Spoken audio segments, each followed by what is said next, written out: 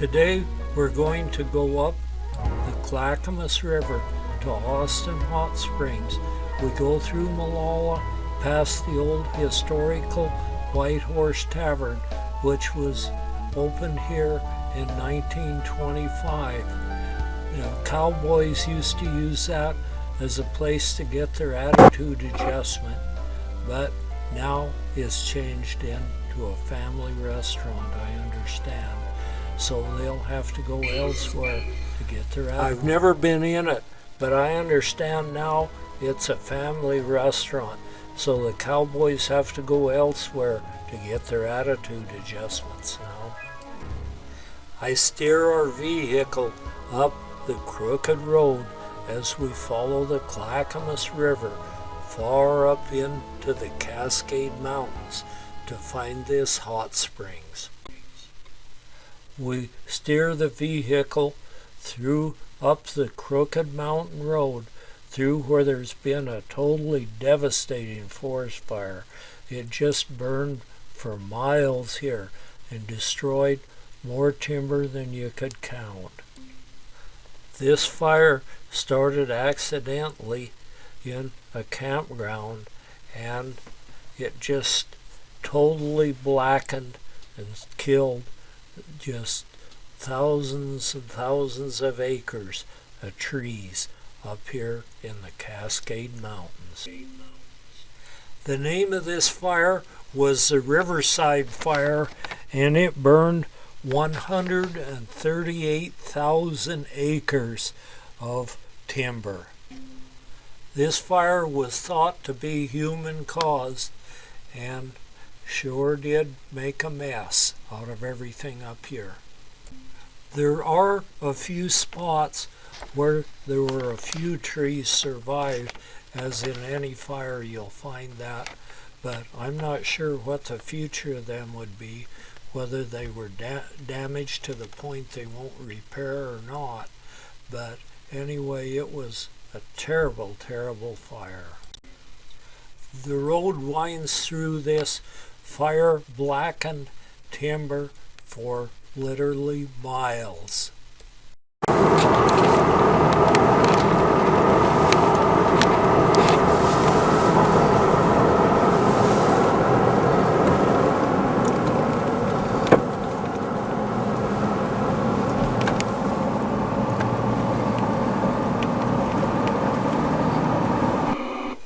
The road winds through this fire-blackened timber forever, it seems like, and some of the trees made it and some didn't, and some of them were right ready to harvest at this time. I'd hate to think of how much money this fire cost us.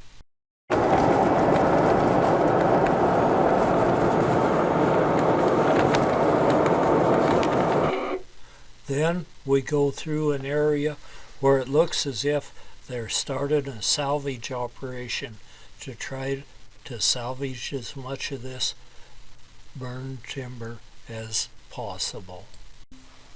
Ripplebrook Ranger Station looks like it either survived or they've rebuilt it since, but I'm thinking that it survived along with its outbuildings. But the thing that probably helped them, they have a metal fireproof roof on it, and so maybe the sparks wouldn't ignite.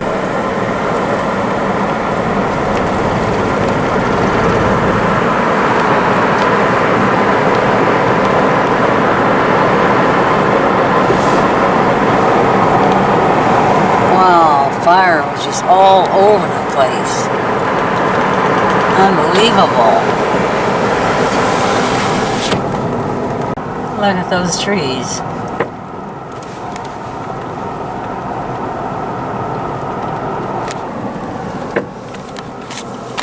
Sticks. This fire transformed a beautiful forest into just something, a bunch of blackened dead snags. Wow, look at that.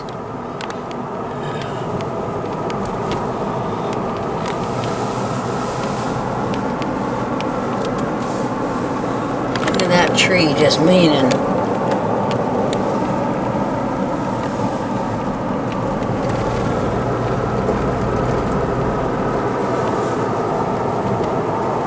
bunch of sticks.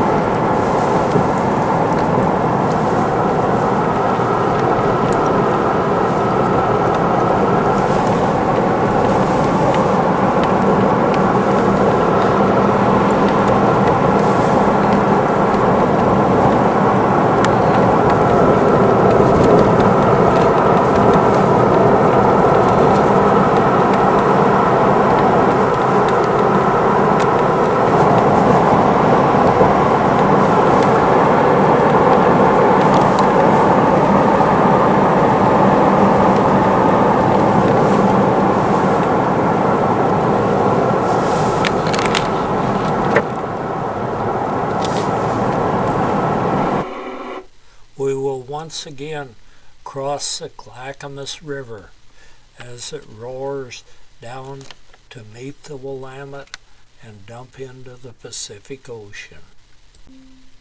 This river has a substantial bunch of steelhead and salmon that come up here and spawn, and these forest fires really raise havoc with their spawning grounds. A bunch of silt and debris from the fire drift in and cover their eggs and make it almost impossible for them to spawn. The Farday Firehouse was built in 1907, and then it was rebuilt again in 2023, and so it's a modern electrical generating powerhouse putting out good, clean electrical power, and a lot of it. The people of Estacada should have felt privileged. They got electrical power before most others did. I remember on our ranch in Montana, we never got electrical power till about 1946 or 7. Then we come to another bridge across the Clackamas River as it winds its way downhill. The Clackamas River is quite a clean and fast-moving river, and the water, even during the summer, is quite cold. We came down the road a little ways and noticed a spot where they apparently have loaded logs, and as we look closer, we see there's just millions of mushrooms growing there. So we pulled over and took a look at them. I forgot to bring my mushroom book, but as near as I can tell, I think those aren't the edible type. So we'll just discard them and go on about our business. Since they are not edible as near as we can tell, there's just millions of them here, and if they were edible, somebody would have them all eaten up by now. But there's just acres of them here in the bark mulch off in the logs where they apparently loaded logs. The place, look at them. Dang, I've never seen so many mushrooms. Too bad they're not edible. Fields of them.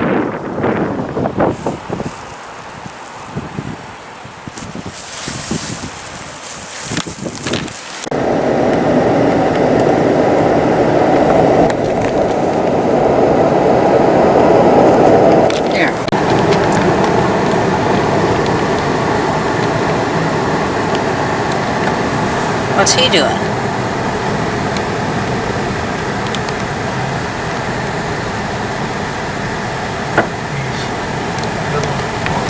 Filling up potholes.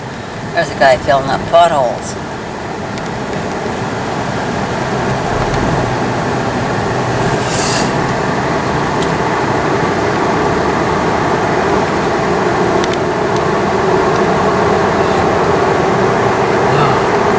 Can you get a picture of it?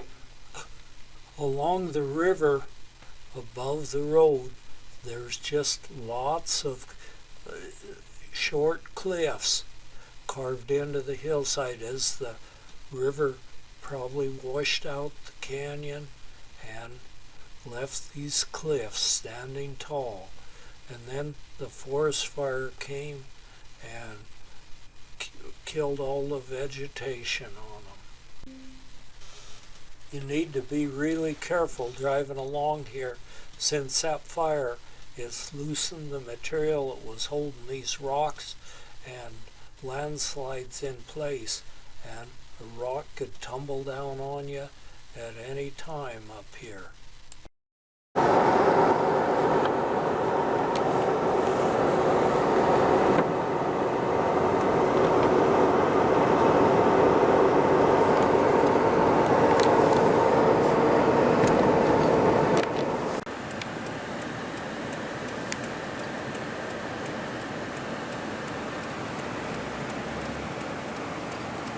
That big log. And that one right there. Look how big that log is. Yeah. Dang, it's all burned.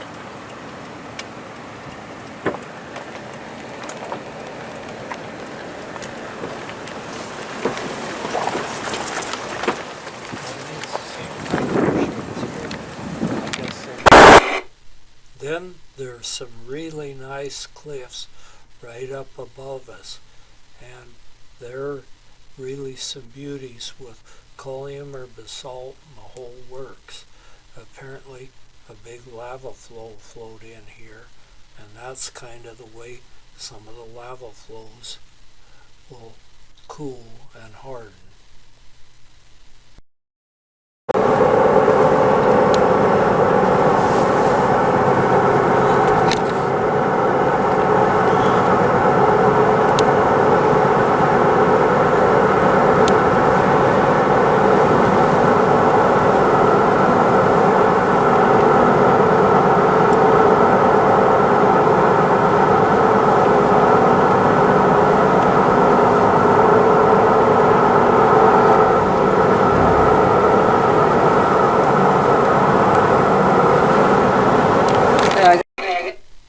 There it is, Austin Hot Springs.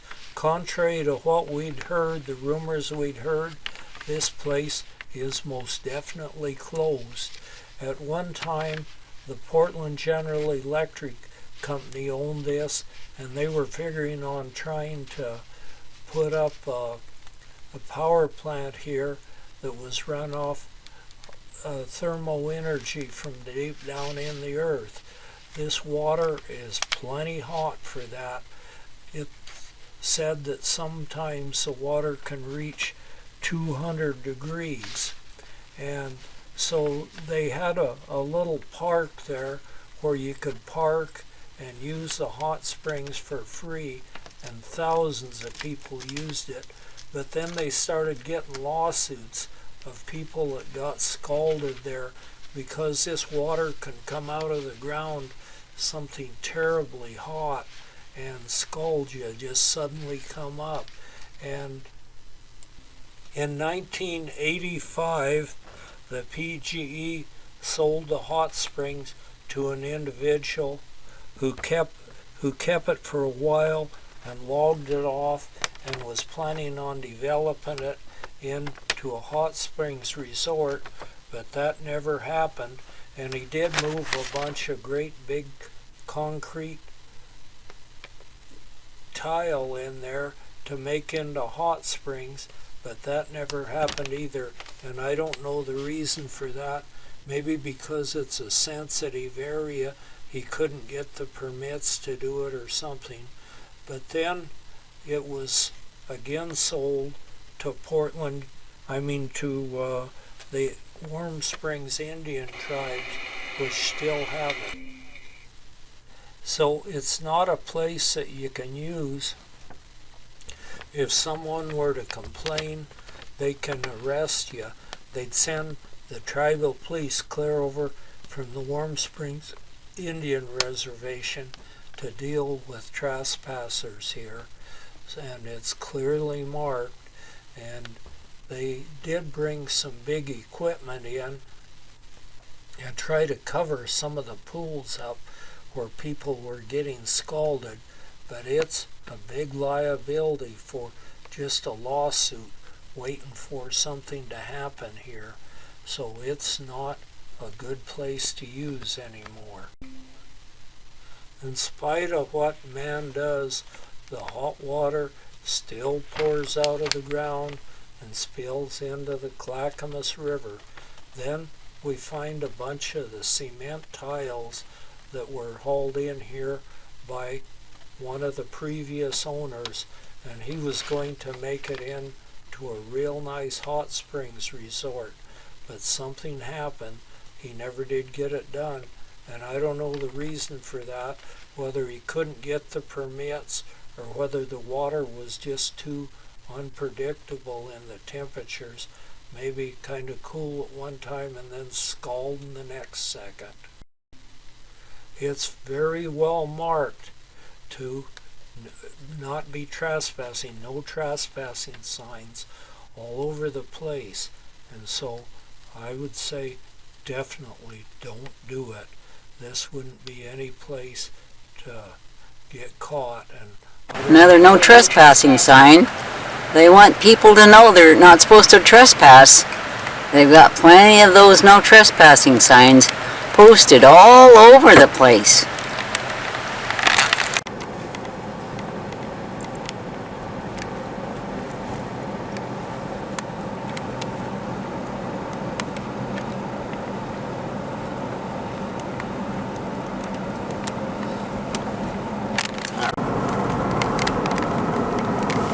we're entering the burn area.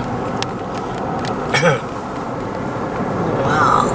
This was a terrible fire up here.